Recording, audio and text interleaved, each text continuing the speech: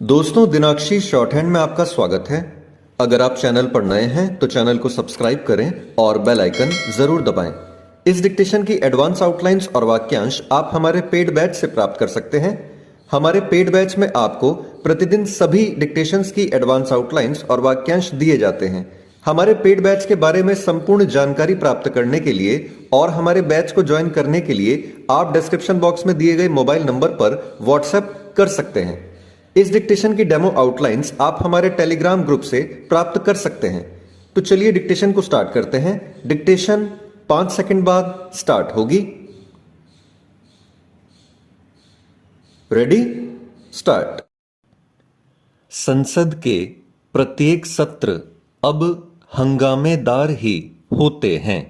इस पर आश्चर्य नहीं कि बजट सत्र के दूसरे चरण में भी हंगामा होने के आसार हैं, जहां विपक्ष केंद्रीय एजेंसियों और विशेष रूप से सीबीआई और ईडी के कथित दुरुपयोग को लेकर सरकार को घेरने के मूड में है। वहीं दूसरी ओर सत्ता पक्ष भी राहुल गांधी के ब्रिटेन में दिए गए भाषणों को लेकर उन्हें और उनके बहाने कांग्रेस को घेरने की तैयारी करता दिख रहा है। इसमें कोई हर्ज नहीं।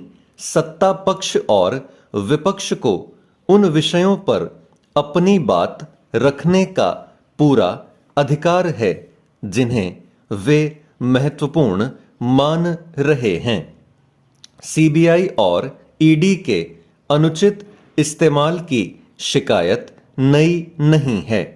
केंद्र की प्रत्येक सरकार पर यह आरोप लगता रहा है कि वह केंद्रीय एजेंसियों का मनमाना इस्तेमाल करती है।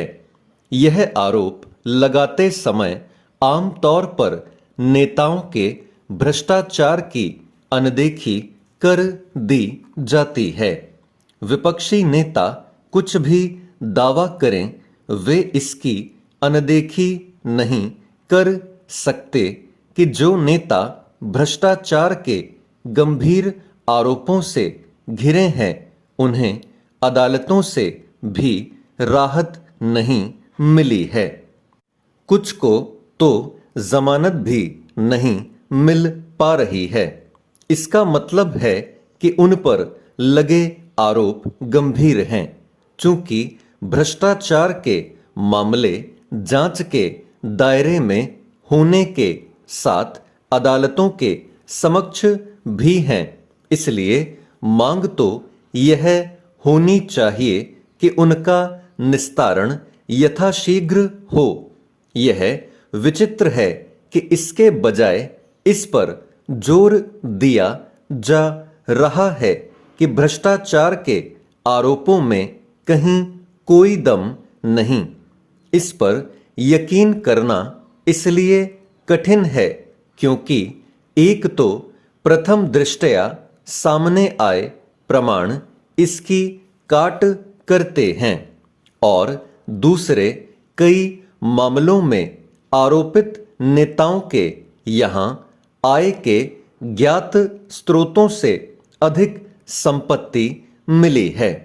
कुछ मामलों में तो भ्रष्टाचार के आरोपों का सामना कर रहे नेताओं के करीबियों के यहाँ बड़ी मात्रा में नकदी मिली है, या फिर इसके प्रमाण कि उन्हें धन कहाँ से मिला और वह कहाँ खर्च किया गया।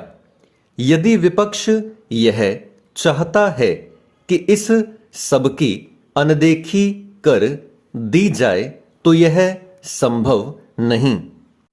आज आवश्यकता इसकी है कि विपक्ष इस पर बल दे कि भ्रष्टाचार के मामलों की गहन जांच हो और वह भी तेजी के साथ। जांच एजेंसियों के साथ ही अदालतों को भी तेजी दिखानी चाहिए। यदि केंद्रीय जांच एजेंसियों के अनुचित इस्तेमाल का आरोप लगाकर संसद की कार्यवाही ठप की जाती है तो यह एक तरह से भ्रष्टाचार का बचाव ही होगा और इसे स्वीकार नहीं किया जा सकता। विपक्ष को इसकी अनदेखी नहीं करनी चाहिए कि बजट सत्र के दूसरे चरण में करीब 3 दर्जन विधेयक संसद की मंजूरी के इंतजार में हैं। उन्हें न केवल संसद की मंजूरी मिलनी चाहिए बल्कि उन पर व्यापक बहस भी होनी चाहिए। यह ठीक नहीं कि अब ऐसा बहुत कम होता है।